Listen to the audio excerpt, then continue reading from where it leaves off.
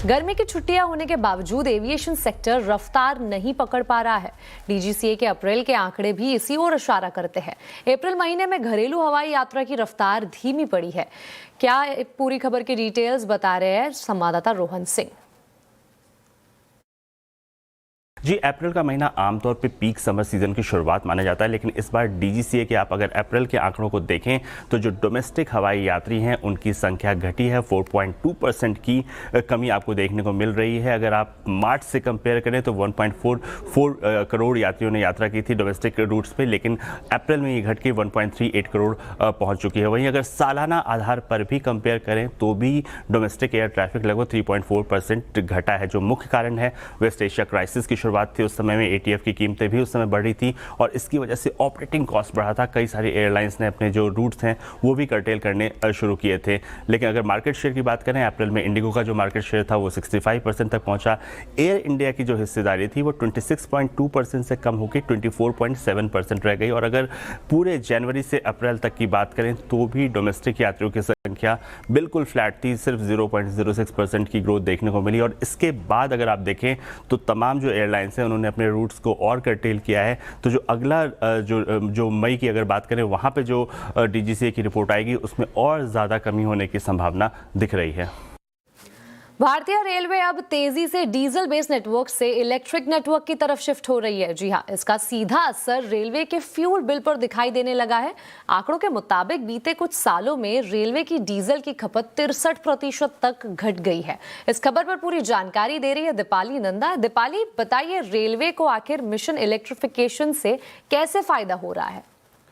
देखिए, आज से 10 साल पहले की अगर तस्वीर को देखेंगे तो ज्यादातर जो रेलवे की निर्भरता थी खासतौर पर ऑपरेशंस के लिए वो डीजल पर ही थी। लेकिन बीते 10 से 12 सालों में तस्वीर पूरी तरह से बदल गई और इसके पीछे वजह ये रही कि जिस तरह से रेल मंत्रालय में मिशन मोड पर काम किया गया इलेक्ट्रिफिकेशन को लेकर। अभी अगर ब्रॉड गेज नेटवर्क की बात करें तो लगभग इस पर इलेक्ट्रिफिकेशन का काम पूरा हो गया है।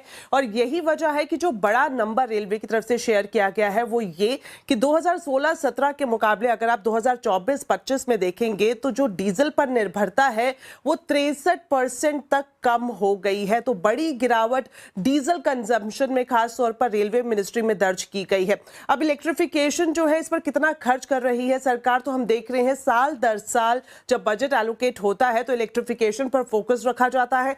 बीते 5 सालों की बात करें तो 30,000 करोड़ लगभग इलेक्ट्रिफिकेशन पर ही खर्च हुए हैं। और जिस तरह से ये बड़ा नंबर, एक कॉस्ट कटिंग हुई है, डीजल पर निर्भरता घटी है, जाहिर तौर पर अभी जिस तरह की वैश्विक स्थिति है उसको देखकर एक्सपर्ट का ये मानना है कि अगर समय रहते रेलवे ने डीजल से इलेक्ट्रिफिकेशन में शिफ्ट ना किया होता तो अभी जो ग्लोबल क्राइसिस चल रहा है इस दौर में एक बड़ी आफत रेलवे के लिए हो सकता था, खासतौर पर फ्रेट और पैसेंजर ऑपरेशंस को लेकर। लेकिन यहां पर राहत की बात यह है कि इलेक्ट्रिफिकेशन की तरफ रेलवे बढ़ रही है। इससे 2 और फायदे हो रहे हैं। जो ग्रीन मोबिलिटी पर सरकार का फोकस है वो भी कहीं ना कहीं अचीव होता हुआ दिखाई दे रहा है और दूसरा फॉरेक्स सेविंग भी इस पूरे इलेक्ट्रिफिकेशन के बाद देखने को मिल रही है। दीपाली, बहुत बहुत शुक्रिया इस पूरी जानकारी के लिए।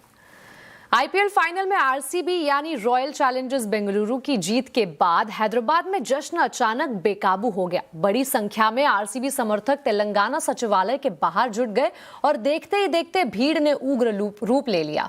उत्साह के बीच फैंस ने बैरिकेड्स तोड़ दिए जिससे वहां अफरा तफरी का माहौल बन गया। हालात बिगड़ते देख पुलिस को तुरंत हस्तक्षेप करना पड़ा और भीड़ को नियंत्रित करने के लिए लाठीचार्ज करना पड़ा। पुलिस की कार्रवाई के बाद किसी तरह स्थिति पर काबू पाया गया, लेकिन जीत का जश्न कुछ समय में ही हंगामे में बदलता नजर आया। वहीं आंध्र प्रदेश के कर्नूल में भी आईपीएल फाइनल में आरसीबी की जीत के बाद जश्न बेकाबू हो गया।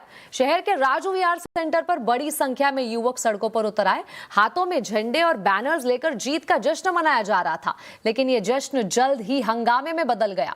कुछ हुड़दंगियों ने ट्रैफिक रोककर चक्का जाम कर दिया। इसी दौरान एक प्राइवेट ट्रैवल्स बस को निशाना बनाते हुए उस पर पथराव किया गया और बस के शीशे तोड़ दिए गए। मौके पर अफरा तफरी का माहौल बन गया और सूचना मिलते ही पुलिस मौके पर पहुंची और सख्ती दिखाते हुए भीड़ को खदेड़कर हालात पर काबू पाया गया।